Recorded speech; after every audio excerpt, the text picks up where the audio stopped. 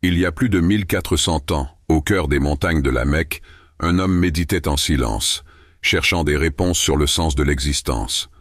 Soudain, une lumière éclatante et une voix majestueuse retentirent. « Lis, au nom de ton Seigneur qui a créé. » C'est ainsi que le destin de l'humanité a changé à jamais. Dans cette vidéo, nous allons plonger ensemble dans la profondeur des premiers versets du Coran. Nous explorerons leur contexte, leur raison d'être, leur objectif universel, leur intemporalité et surtout leur importance dans notre monde actuel. Que vous soyez croyant ou simple curieux, restez avec nous pour découvrir un message qui résonne encore aujourd'hui dans chaque recoin de la planète.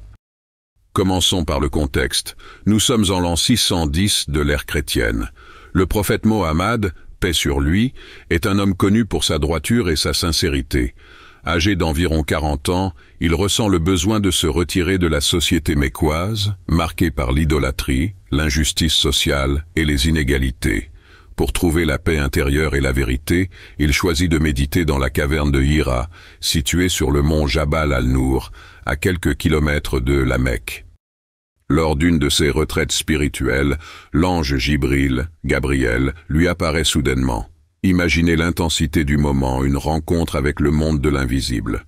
L'ange le saisit et lui ordonne « Lis. » Mais le prophète, paix sur lui, répond « Je ne sais pas lire. » L'ange le presse à nouveau, et ce, à 3 reprises, avant de prononcer les 5 premiers versets de la sourate Al-Alaq. Bismillahirrahmanirrahim. Iqra bismi rabbika alladhi khalaqa. Khalaqa al-insana min 'alaqin. Aqra wa rabbuka al-akramu. Alladhi 'allama bil qalami. 'Allama al-insana ma lam ya'lam. Pourquoi ces versets ont-ils été révélés en premier? Pourquoi ne pas commencer par les règles du jeûne ou de la prière? La réponse est simple et profonde. L'islam est d'abord une religion de connaissance et de réflexion. Le premier mot de cette révélation est « Ikra », qui signifie « lis » ou « récite ». Cette injonction à lire, à apprendre et à comprendre n'était pas adressée uniquement aux prophètes, mais à toute l'humanité. La révélation ne s'est pas focalisée sur des aspects rituels, mais sur l'esprit et le savoir, car c'est par la connaissance que l'homme se libère de l'ignorance, de l'oppression et de l'idolâtrie. À travers ces versets, Allah établit 3 grands objectifs. 1. La recherche de la connaissance. Par la lecture, l'homme dépasse ses limites. 2. La reconnaissance de la création. L'homme est une créature spéciale, créée à partir d'un embryon, alaq. 3. L'importance de la transmission du savoir.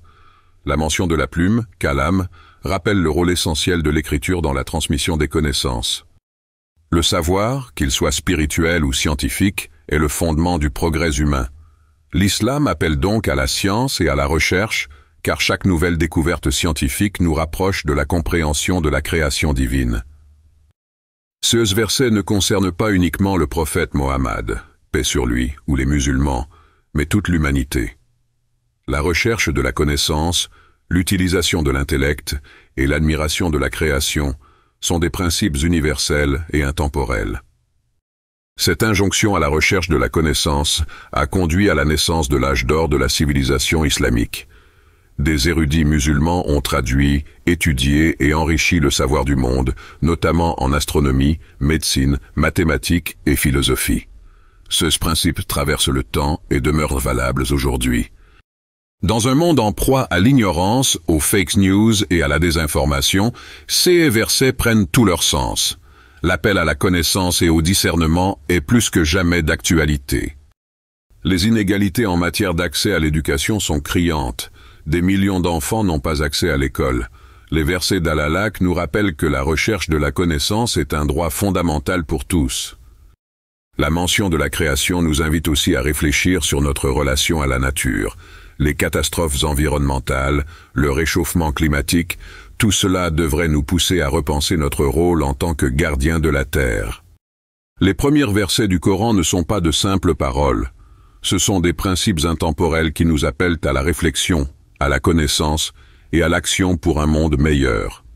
Quelles que soient vos croyances, ces enseignements vous interpellent. Chacun d'entre nous est responsable de son savoir et de la manière dont il le met au service des autres. Partagez cette vidéo Laissez un commentaire avec vos réflexions et surtout, engagez-vous dans la quête du savoir.